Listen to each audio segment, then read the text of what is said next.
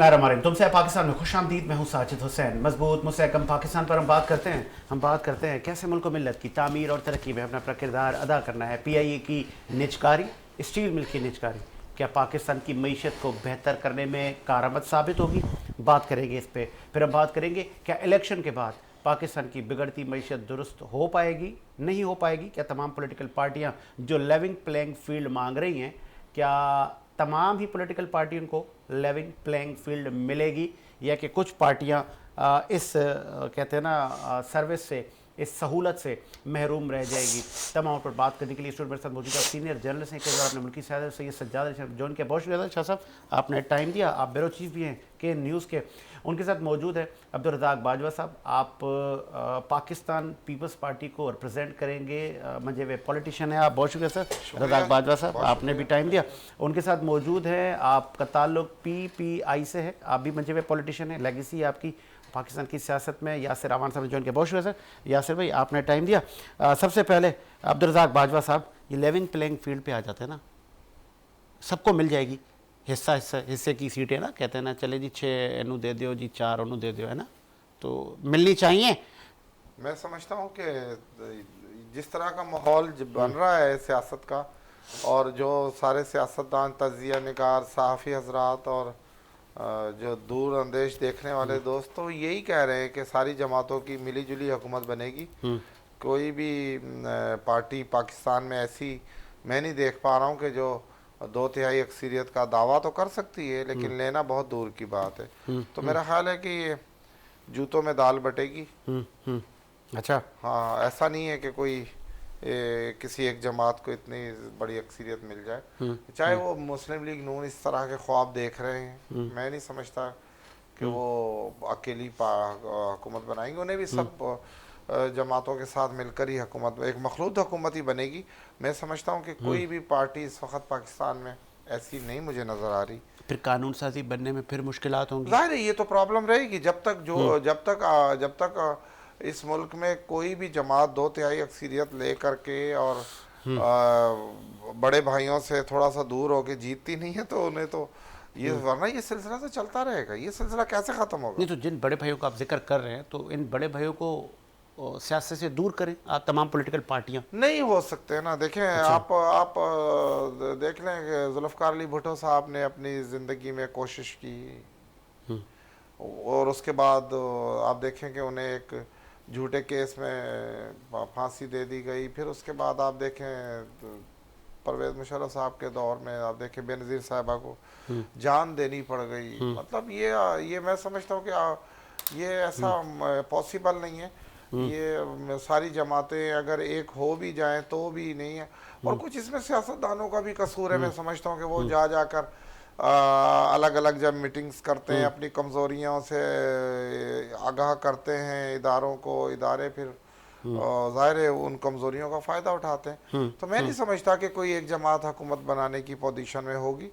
कोशिश सारी जमातें करेंगी, लेकिन आगे जा कर के जब इलेक्शन हो जाएगा 8 फरवरी का, अच्छा, तो फिर बैठ कर के इन्हें दोबारा से ऐवान के लिए इत्तेहाद करना पड़ेगा, और फिर जो जमात इत्तेहाद करने में कामयाब हो जाएगी, मैं समझता हूँ वही इलेक्शन में प्राइम मिनिस्टर बनाने में कामयाब होगी। ठीक है, आगे आपका मौक़िफ़ सैयद सज्जाद अली शाह साहब, ये बानी PTI की जमात को भी लिविंग प्लेइंग फील्ड में हिस्सा मिलेगा?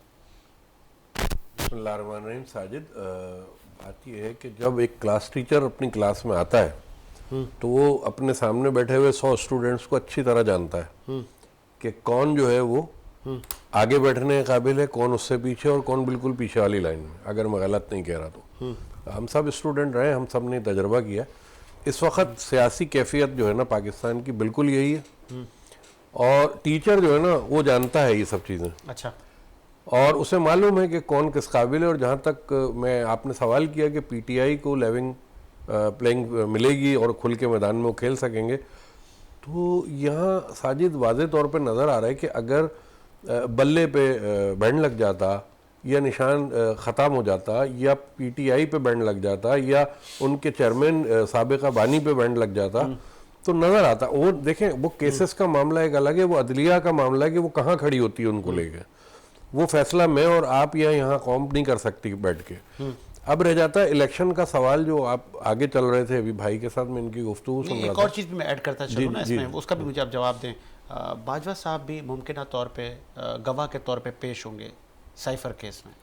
ये खान साहब का मुतालबा था पानी देखें, PTI का। खान साहब का ये मुतालबा बाद में आया है। अगर आप सियासी बयानिए पे जाते हैं तो जिस वक्त लंदन में मौजूद थे नवाज शरीफ साहब, तो उनकी कई वीडियोस जो है आपके पास भी महफूज होंगी और सहाफ़ी होने के नाते मेरे पास भी हैं। वो पहला मुतालबा उन्होंने किया था, इनके खिलाफ बात की थी, रिटायर्ड जनरल बाजवा साहब के खिलाफ।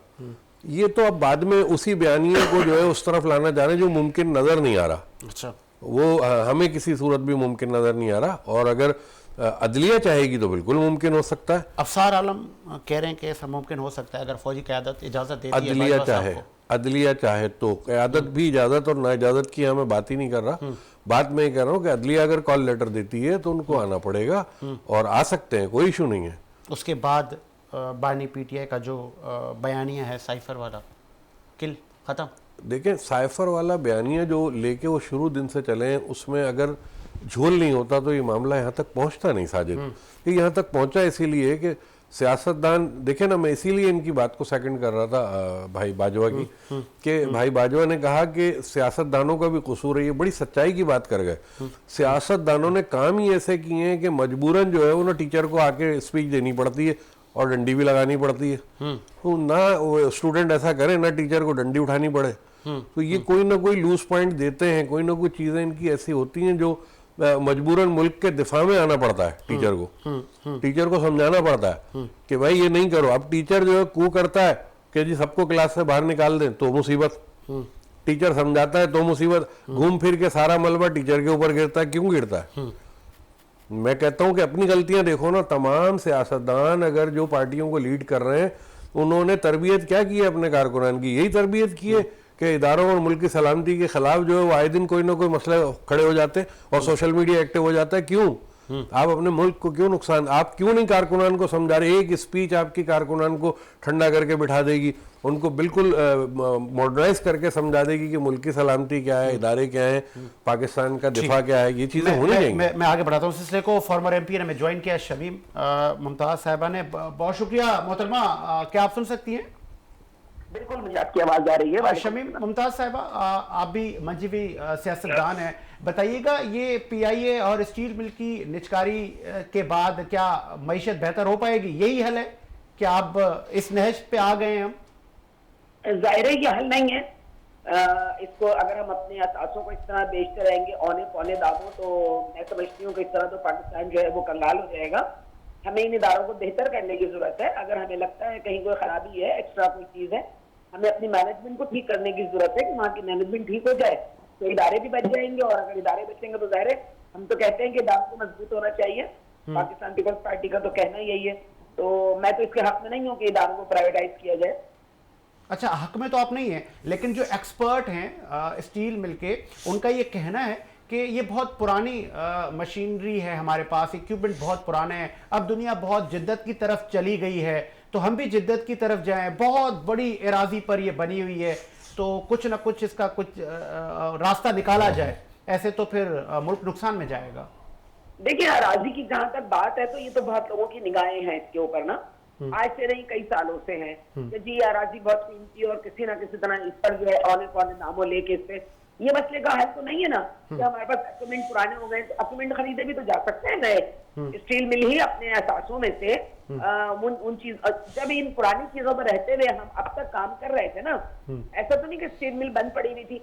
हाँ, हालात की वजह से कोई चीजें ऊपर नीचे हुई हैं, हम उन्हें बेहतर करें। हम नई मशीनरी भी ले सकते हैं, सारी दुनिया ज़ाहिर आगे की तरफ जा रही है, हम नई मशीनरी भी ले सकते हैं, हमें लेनी भी चाहिए। लेकिन मसले का हल ये नहीं है कि हम अपनी जमीनें बेच दें, और जमीनें बेच के क्या गारंटी है कि उन पैसों से जो है वो क्या सामान खरीदा जाएगा, नए इक्विपमेंट खरीदे जाएंगे क्या, या तो मुझे बताएं, कुछ गारंटी दी जा रही है। ठीक है, ठीक है। शमीम मुमताज साहबा, दो आपसे सवाल है फाइनली। पहला ये कि सिंध में जो इत्तेहाद बन रहे हैं, आम इंतखाबात में माजी में भी कई इत्तेहाद बने हैं, ये जो मौजूदा इत्तेहाद बन रहा है ये कितना आपको डैमेज करेगा सिंध में? आपकी बहुत सारी नशिस्तें हैं, हर बार आप ही हुकूमत बनाते हैं सिंध में और हैट्रिक कर चुके हैं। पहला सवाल ये।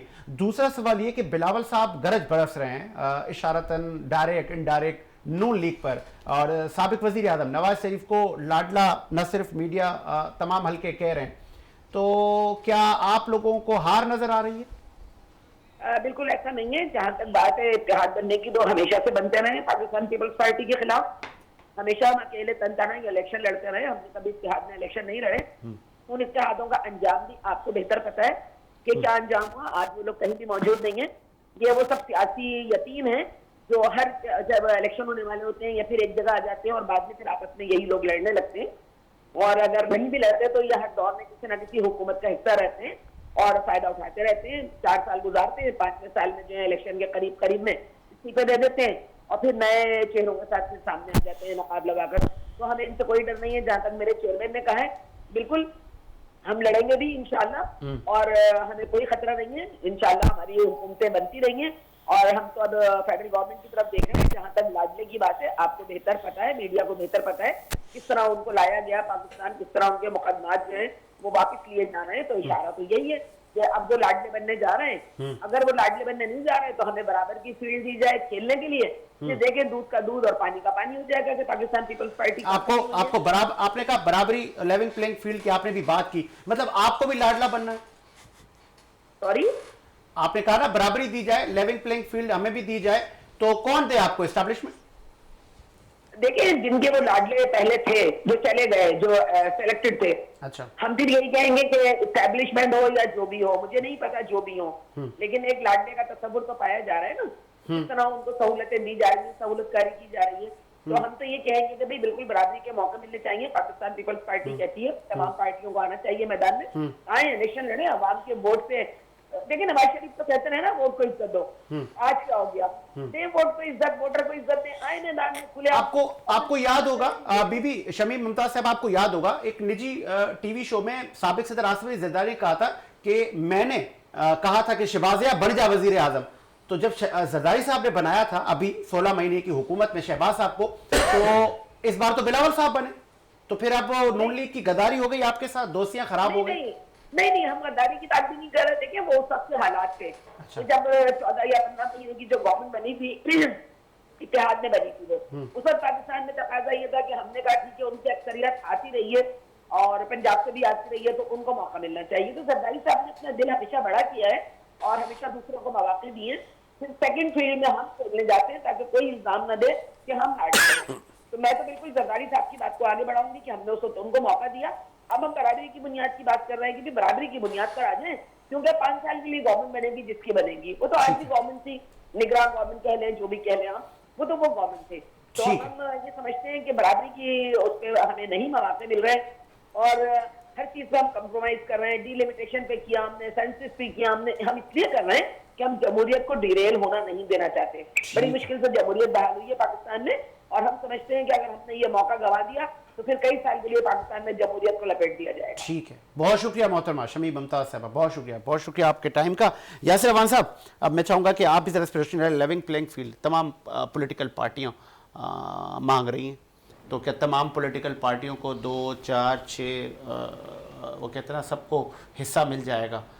भारी अक्सरियत 2/3 मेजोरिटी की बात किया करती थी, मुझे याद है PTI, बानी PTI, इमरान खान की PTI, आज वो तो कहीं नज़र नहीं आ रही। अब तो उससे 4-3 पार्टियां और बन गई हैं। तो अब 2/3 मेजोरिटी वाला कॉन्सेप्ट कहाँ गया? नून लीग को मिलते हुए नज़र आ रही है? बिस्मिल्लाहिर्रहमानिर्रहीम। साजिद भाई, नून को तो जो हालात हैं आवाम के, जो इन्होंने 16 माह में किए हैं, उसमें ज़बरदस्ती से हाँक कर भी ले आए सबको, तो मियाँ साहब प्राइम मिनिस्टर नहीं बन सकते। अगर आप रियलिटी पे जाएं, बन सकते, बच्चा कह रहा है बन रहे हैं। हाँ, उसकी वजह ये है ना, आप ग्राउंड पे जो आ रहे हैं स्टैटिक्स, और आप अगर खुद भी लोगों से मिलते रहते हैं तो उसमें लोग तंग हैं इनसे। सिर्फ एक मोटरवे इंटरनेशनल एयरपोर्ट्स के ऊपर ही इन्होंने जो है ना पाकिस्तानी अवाम को लगा दिया है। अगर इतना ही उन चीज़ों से कोई तब्दीली आई होती तो वो बताए ना कि कितने लाख लोगों को फ़ायदा, रोज़गार या इंडस्ट्री लगा लेते आप। तो मियाँ साहब अब लाडले का रो रहे हैं पीपल्स पार्टी वाले। मेरे भाई, मेरी बहन अभी फरमा रही थी कि हमें भी लेवल प्लेइंग फील्ड और उनको आसानियां मिल रही हैं। उनको आसानियां क्यों मिल रही हैं साजिद भाई? आपने जो 16 माह की आपकी हुकूमत थी, उसमें आपने तमाम तर तवानाई इंतजामिया की लगाई इस चीज़ पे कि लेजिस्लेशन करें, आप हमें हमारे केसेस ख़त्म करने के रास्ते कैसे हमवार करने, नैब को कैसे दबाना है, एंटी करप्शन को कैसे दबाना है, FIA को कैसे हाथ करना है। आज उसी कानून साजी की वजह से ही तो मियां साहब को रिलीफ मिल रहा है, तो आप फिर किससे शिकवा कर रहे हैं? ये आपको नहीं पता था जब आप हुकूमत में थे? तब आपने सोचना था कि हम आज ये जो सब रास्ते बना रहे हैं, कल कहीं हमें खुद ना रोना पड़ जाए। जो इस आप पे बात कर रहे हैं तो अवाम भी तो बाशऊर है, अब हर किसी के हाथ में एंड्रॉइड है। तभी तो अर्ज कर रहा हूं कि हुकूमत उस शऊर की वजह से ही नजर नहीं आ रही मियां साहब को मिला जुला के भी बनाते हुए, लेकिन जो हालात हैं उसमें अब अल्लाह जाने, या तो फिर जिनका वोट है दर हकीकत उन्हें माइनस कर दिया जाए। बाजवा साहब ने किया था तो बड़े भाई का मुमकिन है कि दस्ते शफकत हो। सर ये तो इलेक्शन में वाज़ेह हो जाएगा। नून लीग भी इस खाम ख्याली में ना रहे कि सब कुछ होके जा रहा है, और पीपल्स पार्टी थोड़ा टाइमली इसलिए बोलना शुरू हो गए कि अगर कुछ सब अच्छा भी होने जा रहा है तो उसमें कहीं कहीं हम खराबी पैदा करें। अच्छा, लेकिन इतना अच्छा नहीं होने जा रहा। चीखो पुकार किया जाए जी बेहतर है ना, ताकि बाद में रोए इससे पहले थोड़ा सा, ताकि हम भी सेटलमेंट का हिस्सा बन जाए। इससे तो यही जाहिर होता है कि हमें भी सेटलमेंट में लिया जाए।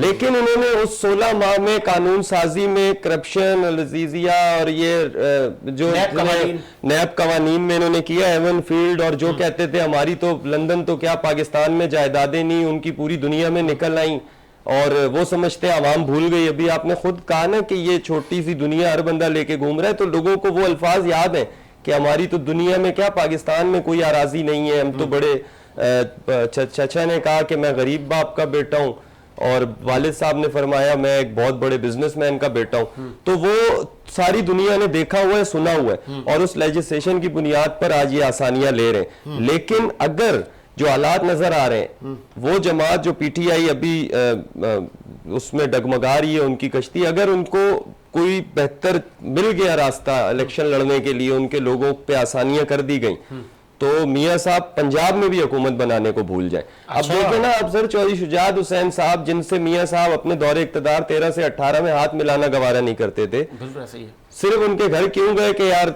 शुक्र अल्हम्दुलिल्लाह आपके घर में फसाद पड़ गया तो मैं उसके लिए हाजिर हुआ। अच्छा, तो और क्यों गए? सिर्फ इसीलिए गए ना कि सीट एडजस्टमेंट कहा जा रहा है सर। ज़ाहिर है शुजात हुसैन के पास और रास्ता तो अब कोई नहीं है, वो किस बुनियाद पे वोट लेंगे? तो घर में ही उनके इत्तेफाक नहीं है, तो उनके पास एक ही सहारा है कि कुछ नून मेहरबानी कर दे। मोनिस इलाही का वापस आना, परवेज इलाही का बाहर आना, कुछ ट्विस्ट नजर आ रहा है आपको इलेक्शन? परवेज इलाही का बाहर आना तो वो उनके केसेस की बुनियाद पर है, बाकी मोनिस इलाही को आना चाहिए। अगर वो काफ लीग को, जैसे खैर वो जम कर चुके हैं, लेकिन अगर उन्हें अपनी टीम को लेके चलना है तो उन्हें आना चाहिए ग्राउंड पे, क्योंकि वो भी नहीं होंगे, परवेज इलाही साहब भी नहीं होंगे, तो काफ लीग की जो क़यादत PTI के साथ जुड़ी है वो कैसे अपने लोगों को मोबिलाइज करेंगे? नून की अभी कोशिश ये होगी कि जहां जहां परवेज इलाही की फैमिली के लोग खड़े हों, वहां हम शुजात हुसैन के बच्चों की सपोर्ट कर दें, ताकि ये आपस में और ज्यादा इनमें लड़ाइयाँ और वो बने। इस मामले में तो मियां साहब की तारीख गवाह है कि मोहतरमा के लिए उनका क्या किरदार रहा। बताएं।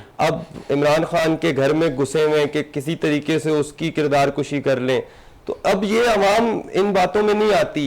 आप अपने कारनामे बताइए जो आपने पाकिस्तानी कौम के लिए किए। ये कारनामे आपके जो वीडियोस, रिकॉर्डिंग्स, ये जान चुकी है आवाम के ये तो आपका पुराना काम है, लेकिन आवाम पूछती है आपने हमारे लिए क्या किया। वीडियोस तो आपने ब्लैकमेल की, यासिर को, साजिद साहब को, बाजवा साहब को, बड़े भाई को, कि इनको ब्लैकमेल करके हम अपनी कुछ बातें मनवा लें। उनकी वीडियोस, ऑडियोज आपने लीक कर दी। आप वो चीजें बताएं जिसमें आपने पाकिस्तानी आवाम को मैं इस पे भी चाहूंगा। बानी PTI ने कहा था कि बाजवा साहब आ जाएं, डोनाल्ड लू आ जाएं गवाह के तौर पे, और अदालत उनको बुलाए। बाजवा साहब आएंगे, उनको इजाजत मिलेगी? आपने भी कहा ना, जब तक एक डेकोरम है, पाकिस्तान आर्मी का एक डिसिप्लिन है कि उनको पेश होना है, उसके लिए अदलिया तो प्रेशर दे तो दे अपनी जगह, लेकिन उनको अपने डिपार्टमेंट की तरफ से भी तो इजाजत मिलेगी। तो कि अगर आला क़यादत बाजवा साहब को इजाजत देती जी है, जी उसके बगैर तो वो आ ही नहीं सकते ना सर, क्योंकि वो रिटायर हो चुके हैं, लेकिन वो आज भी उस डिसिप्लिन के पाबंद हैं। तो वो पेश तभी होंगे जब उनको हमारी अभी मौजूदा फौजी क़यादत की तरफ से कहा जाएगा कि ठीक है आप इसको परस्यू करें, नहीं तो वो नहीं पेश होंगे। आगे बढ़ाते हैं। नेक्स्ट स्टोरी, बाजवा साहब peoples party founder steel mill की। मुझे वो आज भी वो वीडियोस देखने को मिलती हैं जब भुट्टो साहब इफ्तिताही तकरीब रिबन काट रहे हैं स्टील मिल का। फिर अब ये निचकारी की तरफ जा रही है। ये मरावा हाथी हो गया है, अब इस पे कई नाम रखे जा रहे हैं, PIA भी बराए फरोख्त, क्या यही रह गया है कि इनके बेचने में ही भलाई है? साजिद साहब, मैं इस पर अपना मौक़िफ़ ये देता हूँ कि मैं समझता हूँ कि 8 साल से स्टील मिल और उसमें कई 100 अरब जो है वो सैलरी भी दी जा रही है, ट्रू, काम भी नहीं हो रहा है वहाँ, और उसकी 7,500 एकड़ शायद ज़मीन थी, 2-2,500 एकड़ ज़मीन पर कब्जा भी हो चुका है, 5,000 एकड़ बच गई है। तो सूरत हाल तो अच्छी नहीं है स्टील मिल की। देखिए, अब आप इसी तरह PIA पर आ जाएं, PIA की आप हालात देखें कि हमारे पास मेरा ख्याल है कि कोई 22-23 जहाज हैं, कोई 13-14 जो है वो ये सब करप्शन की नज़र हो गए इदारे। मैं समझता हूँ कि कहा जा सकता है। देखिए ना, जब इदारों में उसमें काम नहीं हो रहा है, उसकी सैलरियाँ चल रही हैं, उसकी ज़मीन हम नहीं संभाल सके, उसके मुलाजमीन की तादाद को हम देखें, कोई भी इदारा, एक छोटा सा घर भी जो है वो नहीं चल सकता जहाँ आमदन कम हो और खर्चा ज़्यादा हो। तो ये तो कंटिन्यू सूरत हाल चलती आ रही है। अब अगर निगरान हुकूमत, ये पीपल्स पार्टी की तो पॉलिसियों में नहीं है कि पाकिस्तान के असासों को फरोख्त करना।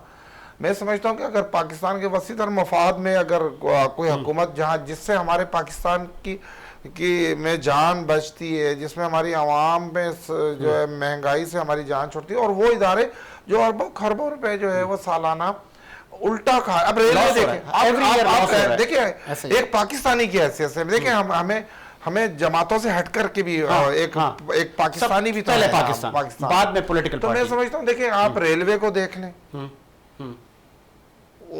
उनके नुकसानात आप 10 सालों के उठा के देख लें, आप PIA के देख लें, आप स्टील मिल के देख लें। अब मुझे बताएं कि जो इदारा अरबों रुपया कमाने के बजाय वो आपसे उल्टा मुल्क का खा रहा है, और वो टैक्स जो लोगों के पैसे हैं ना हम वो गरीब आवाम की तालीम पर लगा पा रहे हैं, वो पैसे ना हम एजुकेशन पे, ना हेल्थ पे लगा पा रहे हैं, ना मुल्क के तरक्याती कामों पे लगा पा रहे हैं, ना हम जो करोड़ों बच्चे स्कूलों से बाहर हैं हम उन्हें तालीम दे सकते हैं, ना सेहत दे सकते हैं। वही पैसा अगर कोई इन इदारों की नज़र हो रहा है, तो मैं समझता हूँ कि अगर इन इदारों को निजकारी की जो हुकूमत ने पॉलिसी बनाई है, इस पर अपनी नज़रसानी करें, और अगर इसे बेहतरी किया जा सके चलाने के लिए, तो मैं समझता हूँ एक बड़ा, भुट्टो साहब ने तो देखे ना, उनका विज़न देखें, उन्होंने रूस के साथ एग्रीमेंट करके स्टील मिल को जब पाकिस्तान में लाए तो उससे हज़ारों लोगों को ना सिर्फ रोज़गार मिला था, बल्कि पाकिस्तान की मईशत में एक नया तूफान खड़ा हो गया था। आप देखें कि PIA एक इदारा है, और हमारे 4 निजी और भी एयरलाइनें कंपनीज हैं जो चल रही हैं, वो चारों कमा रही हैं, PIA नुकसान कर रहा है। PIA में हजारों मुलाजमीन है, और 20-22 जहाज हैं। अब 20-22 जहाज़ों के लिए आप हजारों मुलाजमीन देख लें, और उनकी मराद देख लें, उनकी शहनशाह देख लें, उनकी चलें करप्शन भी देख लें, तो मैं समझता हूँ कि ऐसे इदारे नहीं खड़े किए जा सकते जो मुल्क की खा जाए। देखिए, जब मुल्क होगा तो ये इदारे भी चलेंगे, हम सब भी, और इस पर नज़रसानी करनी चाहिए। निजकारी जहाँ बहुत ज़रूरी है तो उसकी मेरा ख्याल है कि मुखालफत ज़्यादा नहीं करनी चाहिए, और जहाँ उनमें वो आ सकती है, उन्हें सही किया जा सकता है, नुकसानात को कम से कम किया जा सकता है, लोगों को रोज़गार मुहैया है, पाकिस्तान के असासे हैं, स्टील मिल पाकिस्तान का एक बड़ा नाम है, PIA बड़ा नाम है, लेकिन ये सारे जो पाकिस्तान से मुंसलिक इदारे हैं, ये सारे के सारे पाकिस्तान को ही खा रहे हैं। हकीकत तो ये है। आगे बढ़ाते ना, इस वक्त जो सीज़न चल रहा है, मेल जोल भी चल रही है, नए पैराशूटर्स मुख्तलिफ पॉलिटिकल पार्टियों में आएंगे, टिकट लेंगे, फिर वो इलेक्शन में हिस्सा लेंगे, फिर धड़ेबंदी होगी। पीपल्स पार्टी में सब सही जा रहा है? हमारे ज़रा बता रहे हैं बाजवा साहब के पीछे भी अवाम है।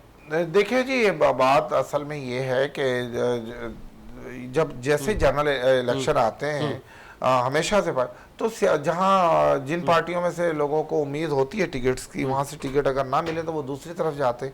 तो मैं समझता हूँ कि पाकिस्तान पीपल्स पार्टी में से तो अल्हम्दुलिल्लाह कोई जा नहीं रहा, बल्कि इसमें तो आने वालों की बड़ी भरमार लगी हुई है, खास तौर पे शहर कायद की, तो जो दीगर जमातें हैं वो सारी की, अगर आप हम पाकिस्तान हाथ खोल पीपल्स दें, पार्टी में कंफर्ट फील कर रहे हैं?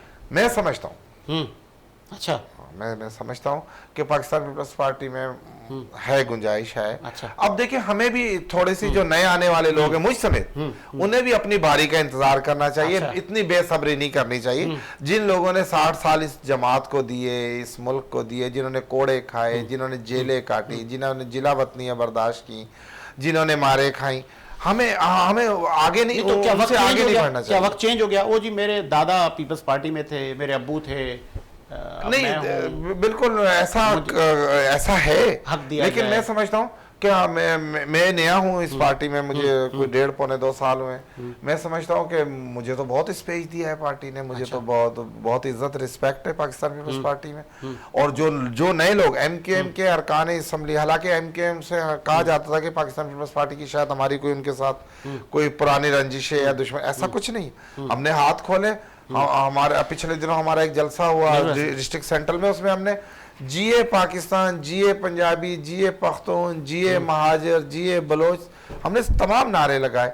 और शहर के आप देखें मुंतखब नुमाइंदे जो पहले रहे हैं अरकान इस ऐवान के मेंबर रहे, वो बड़ी तादाद में शमूलियत कर रहे हैं। ठीक है, आ गया शाह साहब। पीआईए की और स्टील मिल की निजकारी पे आप क्या कहेंगे? बस अब ये इदारे मुल्क के लिए नुकसानदेह हैं, बस अब आगे कर दें, प्राइवेटाइजेशन पे आ जाएंगे। दुनिया में किसी भी मुल्क में अगर इदारे जो हैं जो सरकारी तहवील में होते हैं और वो नुकसान दे रहे हों और नई टेक्नोलॉजी के मुताबिक जो है उसमें अफरादी कुव्वत ना हो, तो वो इदारे प्राइवेटाइज किए जाते हैं। और प्राइवेटाइज इदारे होने में कोई नुकसान नहीं है, मुल्क का फायदा है, उसको नया टैक्स मिलना शुरू होगा। और जहां तक ये बात है कि हजारों लोग बेरोजगार हो जाएंगे, देखें बड़ी अच्छी भाई ने बात की कि पीआईए में देखें आप इतने जहाज हैं और इतने लोग हैं।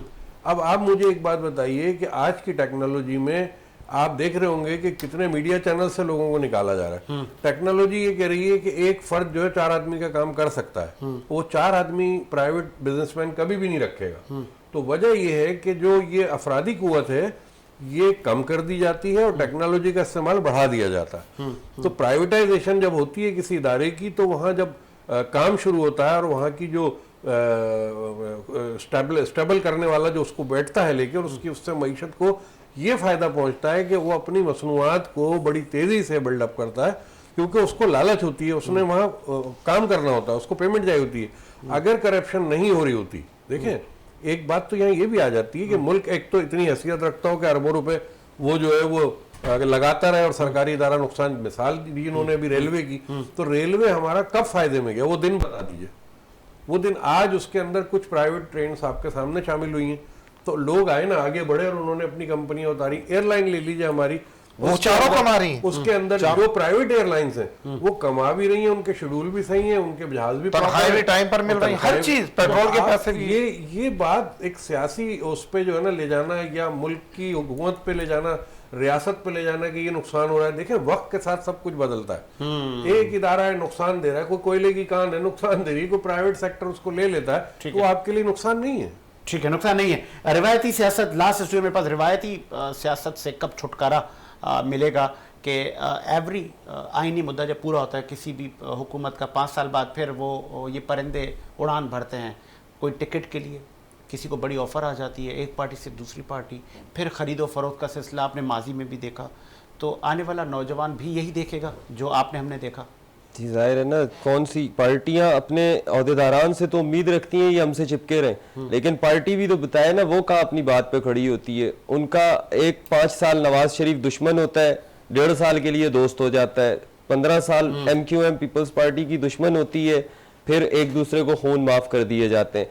तो ये सारा ऐसे ही है, और ये कोई हक और बातिल की जंग तो है नहीं कि अगर इधर से उधर चले गए तो। शहद इतना मीठा है, वो तो इससे भी ज्यादा मीठा है। वो नहीं आप ही के साथ सिद्दीकी साहब फरमा रहे थे कि इसके लिए लोगों ने अपने वालिद भाई उनको काट दिया, तो इससे बढ़ के क्या है आपकी, मैं अपने पूछा नहीं लेकिन मैं ऐड करना चाहता हूँ, निजकारी के हवाले से आप बात कर रहे थे। देखें किसी भी इदारे में जो तनख्वाहों का बजट होता है ना, वो उसके अखराजात में 25 से 20% होता है, बाकी 70 से 80% जो बजट उसका होता है वो उसके दीगर फंक्शनल्स को करने में लग रहा होता है। तो असल जो जरूरत है ना पीआईए में, रेलवेज में या स्टील मिल में, वो उन लीकेजेस को रोकने की है जहां पर करप्शन हो रही है। गरीब की 50,000 1 लाख जिसकी तनख्वाह है, उससे कोई फर्क नहीं पड़ेगा पीआईए को, रेलवे को और स्टील मिल को। फर्क पड़ता है वो जो जीएम और एमडी आगे बैठते हैं और वो करप्शन करते हैं, उनको बोला जाता है या वो खुद अपनी ख्वाहिश से करते हैं, वो रोकी जाए।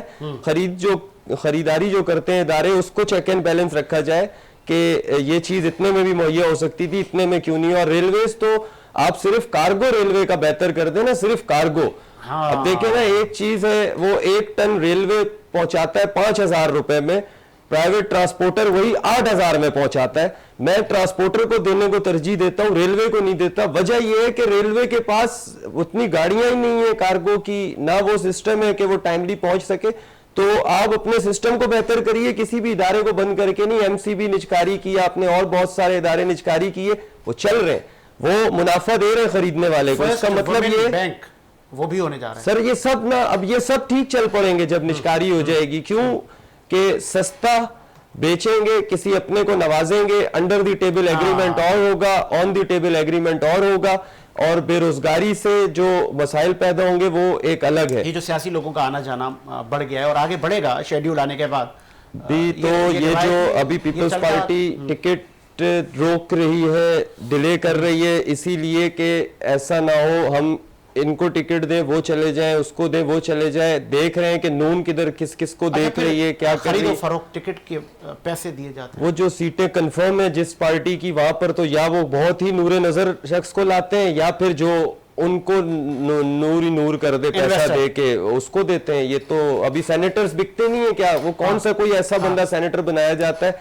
जो किसी एक शोबे में महारत रखता हो, वो भी वो बनता है जो बहुत ज्यादा पैसे वाला हो। तो हमारे पास सबसे पहले जो बुनियादी जरूरत है ना, अगर आप निजाम ठीक करना चाहते हैं कि आम आदमी सियासत में आए, तो आपको ये देखना पड़ेगा इलेक्शन कमीशन को कि अगर एमपीए इलेक्शन लड़के करोड़ों रुपया खर्च करके आ रहा है, तो उसने 5 साल की तनख्वाहों में तो वो पैसे नहीं उसके निकलने, कहीं से तो उसने निकालने।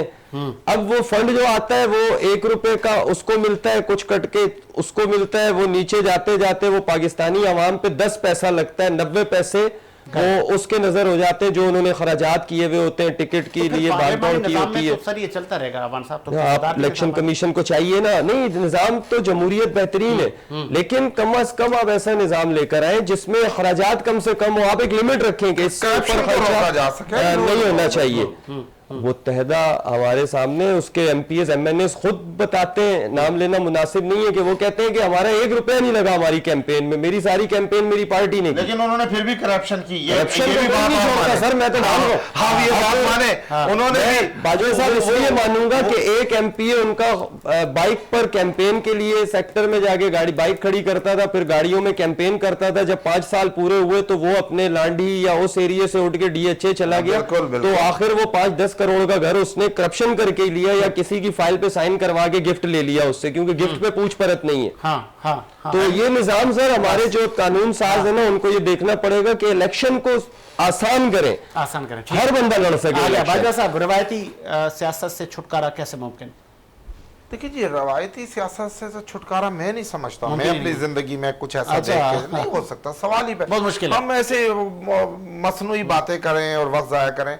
मैं समझता हूँ कि इतनी जिकड़ गया है वो इस निजाम को, जो रवायती सियासत है हमारी, वो उससे निकलना बहुत ना मुश्किल। देखिए, उम्मीदें पैदा हुई, चाहे आप उसको जिस तरह अब ये तब्दीली खान की एक उम्मीद पैदा हुई थी, कितना इस शख्स ने जो है ना हमें वो बहरूपी सारों ने दूध की नहरें दिखाई, दिया पानी भी नहीं, सबका यही हाल है। मैं सारी जमातों की मैं बात चले, नून लीग, पीपल्स पार्टी, बिलावल साहब ने कहा हम तो पुरानी जमातें थी ना। अवान साहब, यहाँ मैं बिलावल साहब ने आज क्या सैलरी हम डबल कर देंगे, तो आपको 2008 वाली हुकूमत याद है, सैलरियां बढ़ाई थी पीपल्स पार्टी ने की। आसिफ अली जरदारी ने जो कमिटमेंट की थी उसमें उन्होंने लोगों को रिलीफ रोजगार भी बढ़ाती है, सैलरियां भी बढ़ाती है। लेकिन सर, रोजगार ना पूरी दुनिया में सरकारी इदारों में नहीं पैदा किया जाता, प्राइवेट सेक्टर को इतने मौके दिए जाते हैं कि वो रोजगार के मौके दी जाती है। आप गैस महंगा, बिजली महंगी, कैसे इंडस्ट्री आप 100 या 10,000 या 1 लाख बंदा भर्ती करके उसके लिए 1 अरब का फंड इजाफी बोझ डालने के बजाय वही 1 अरब रुपए अगर इंडस्ट्री खड़ी करने पे लगा दे तो लोगों को आसानी से रोजगार मिलेगा। कराची के जितने इंडस्ट्री जोन हैं,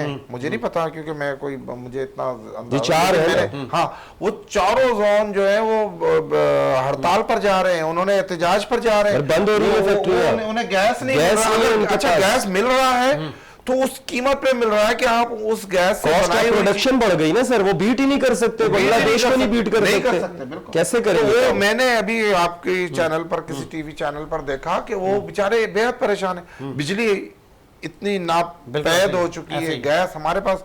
अब मुझे बताएं कि इंडस्ट्री जो हमारी चल रही किस तरह चलेगी, वो किस तरह एक्सपोर्ट कोई पॉलिसी नहीं है सर, कोई पॉलिसी नहीं है। शाह साहब, लास्ट में कैसे रिवायती पॉलिटिक्स से छुटकारा होगा? आम जो स्टूडेंट पॉलिटिक्स हमारे पास बहुत होती थी, अब वो उसमें है जान है? नहीं, जान है। और मैं आपको बताऊं कि मजीद रिफाइन होने जा रही है सियासत और तब्दीली की जो बात है, जहाँ तक आप ये कहते हैं कि वो रिवायती सियासत, तो रिवायती सियासत अब रह गई जागीरदार, वडेरों, चौधरियों, मलकों, यही थी, इधर तक रह गई, यही थी हमारे यहाँ। इसके लिए भी काम जो हो रहा है वो नजर आ रहा है। अच्छा, देखें, आपको एक बात बताऊं, आज आपने बड़ी तब्दीली नहीं देखी। आपने देखा होगा जमात इस्लामी में कुरंगी से मुत्तहिदा गवर्नमेंट के पता नहीं कितने लोग ट्रांसफर हो गए पाकिस्तान मुत्तहिदा गवर्नमेंट से। वो क्यों हो गया? उनको एक शिकायत थी कि जी ये बार बार पीपल्स पार्टी से अलायंस करते हैं या फिर नून लीग से अलायंस करते हैं, क्यों करते हैं? वो शिकायत लेके वो वहाँ किसी और के पास चले गए, चले एक और पार्टी अलग अलग। अब क्या हो रहा है देखें, ये शहरी सियासत है यहाँ की। अब वापस आप इंटीरियर सिंध में चले जाएं या आप पंजाब के दही इलाकों में चले जाएं, वहाँ चौधराहट और जागीरदारी निज़ाम है। वो पूरा एक वडेरा जो है वो तय कर लेता है बैठ के, और फिर वो वोट जो है वो सारे पड़ जाते हैं। मतलब मलिक साहब को राजी कर ले तो वो जितने पिंड है वो सब आ जाएंगे। अब हाँ, अच्छा, अब उसमें जो आपने पूछा कि रिवायती सियासत खत्म कैसे होगी, अभी आपने खुद कहा कि यार ये बड़ी बुरी चीज है, सबके पास है, ये गांव देहातों में पहुंच गई है मादरत के साथ। हाँ, ऐसा ही आहिस्ता आहिस्ता लोगों को अवेयरनेस आ रही है और अपनी अहमियत का अंदाजा हो रहा है। और जिसके पास तालीम नहीं थी वो यहाँ से ले रहा है, क्योंकि गूगल में माँ का प्यार नहीं, बाकी तो सब कुछ है ना। बिल्कुल ऐसा ही। वो कुछ ना कुछ समझ रहा है कि क्या हो रहा है, सियासी लोग कर क्या रहे हैं, बयान क्या देते हैं, करते क्या है। तो वो अब वहाँ जिन जगहों पे इनकी सोच नहीं थी, वो मुखालफत भी खड़ी हो रही है। फिर कैसे आज तक भुट्टो जिंदा है और भुट्टो के नज़रियात जिंदा हैं? पीपल्स पार्टी कह रही है हम जीतते हैं, ऑपोजिशन कहती है पीपल्स पार्टी ने कुछ कख नहीं किया। लेकिन आज भी चले जाएं, वो जो जियाला है वो कहता है सब किया, मेरी पार्टी ने किया। देखें साजिद, नजरियाती कारकुन के नजरियात आप कभी नहीं बदल सकते। जो रूहानी रिश्ता बनाता है पार्टी के साथ उसको आप कायल कर नहीं सकते, तो वो बहस ही बेकार है। अच्छा। असल बहस तो ये है कि रियल ग्राउंड के ऊपर, ऑन ग्राउंड जो होम ग्राउंड है उसके ऊपर आप देखें ना कि जो आम आदमी, आम वोटर है, कॉमन मैन की बात कर रहा हूँ, मेरे जैसा भी आम आदमी, मैं जर्नलिस्ट तो ज़ाहिर पार्टी से तो नहीं हूँ। आपको लेट सपोज टिकट दे दी जाए कि आप घोटकी से इलेक्शन लड़े, तो आप बोलेंगे भाई क्या फायदा, वो मेहर भाई हैं, वो जीत जाएंगे। असल बात भी यही है ना, आप टिकट ही नहीं लेंगे, टिकट भी नहीं, अब मैं इस टिकट का क्या अचार डालूंगा, वो मेहर साहब की कॉल आ जाएगी, वो टिकट ले भी लेते हैं साजिद, ले भी लेते हैं, तो आप वहाँ पे काम नहीं कर सकते, आपके फंड्स रोक दिए जाएंगे, आप लोगों की खिदमत नहीं कर सकते, तो आपको इलेक्शन लड़ने में क्या फायदा? अली भाई, इलेक्शन लड़ना कोई मजाक है? मजाक थोड़ी है, लड़ ही नहीं सकते। आप पीएस का इलेक्शन लड़ने के लिए आपके पास अगर 3 से 4 करोड़ रुपए नहीं, और एनए का लड़ने के लिए आपके पास 10 करोड़ रुपए नहीं है, तो सर यही तो मसला है ना सर, यही तो मसला है ना। आम आदमी कहाँ से आएगा? सही कह रहे हैं, आदमी तो सोच ही नहीं सकता ना सर, इलेक्शन लड़ना तो बहुत दूर की बात है। कैंडिडेटों जो बन रहे, पार्टियां खुद अपने टिकट भेज रही हैं, उस पर पेमेंट लगी हुई है। पॉइंट कि इलेक्शन को आसान बनाया जाए, यासिर ने ये इलेक्शन कमीशन को चाहिए पाबंदियां लगाए, ज्यादा अखराजात पर पाबंदियां लगाए, और उनसे हलफनामे ले, और अगर वो एमपीए या एमएनए मुंतखब होने के बाद वो खानजादा, नवाबजादा या सरदार वाला रोल प्ले करता है, तो उसे डिस्क्वालीफाई किया जाए, पूछा जाए उनसे, ये जो नेब है, ये जो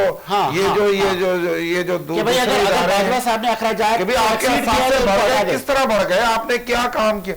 सियासत में तो हम आते हैं खिदमत करने के लिए, हम कुछ खर्च कर, पहले सियासत में लोग देने के लिए आते थे, लोगों की मदद करने के लिए आते थे, लोगों के मसाइल हल करने के लिए आते थे। अब उल्ट हो गया है काम, अब लोग कमाने के लिए आते हैं। बात की आपने कि चेक एंड बैलेंस होना चाहिए और इलेक्शन कमीशन ना हेल्प कर दे उन बंदों को जिनके अखराजात साबित हो। इस उम्मीद के साथ मेरा वो शाहद आबाद रहे, साजिद हसन को इजाजत दी, मुलाकात नए प्रोग्राम के साथ।